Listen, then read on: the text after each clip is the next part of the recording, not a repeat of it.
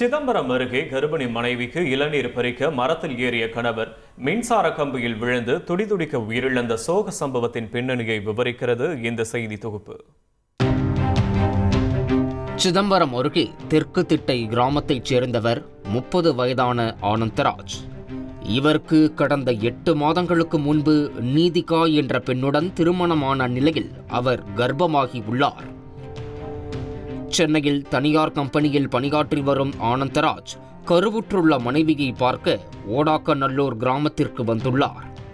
அப்போது மனைவிக்கு இளநீர் பறிப்பதற்காக தென்னை மரத்தில் ஏறி உள்ளார். திடீரென எதிர்பாராத விதமாக தவறி கீழே விழுந்த ஆனந்தராஜ் அருகில் இருந்த மின்கம்பத்தில் விழுந்துள்ளார். விழுந்த மறுகணமே அவர் மீது மின்சாரம் பாய சுயநினைவை இழந்துள்ளார். உடனடியாக அவரை மீட்ட உறவினர்கள் சேத்தியாத்தோப்பில் உள்ள அரசு ஆரம்ப சுகாதார நிலையத்தில் சேர்த்தனர். ஆனால் அப்போது அவரை பரிசோதித்த மருத்துவர்கள் அவர் ஏற்கனவே உயிரிழந்து விட்டதாக கூறியுள்ளனர். இதனை கேட்டு அதிர்ந்து போன ஆனந்தராஜின் மனைவி மற்றும் உறவினர்கள் மருத்துவமனையிலேயே கதறி அழுத காட்சி காண்போரையும் கண்கலங்க செய்தது.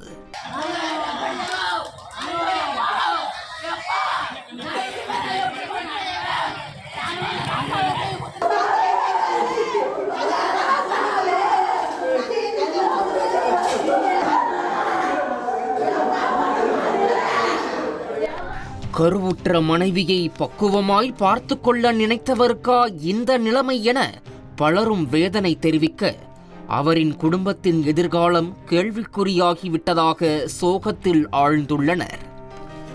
இதுகுறித்து ஒரத்தூர் போலீசார் வழக்கு பதிவு செய்து விசாரணை மேற்கொண்டு வருகின்றனர். தந்தி டிவி செய்திகளுக்காக சிதம்பரத்தில் இருந்து செய்தியாளர் கண்ணதாசன்.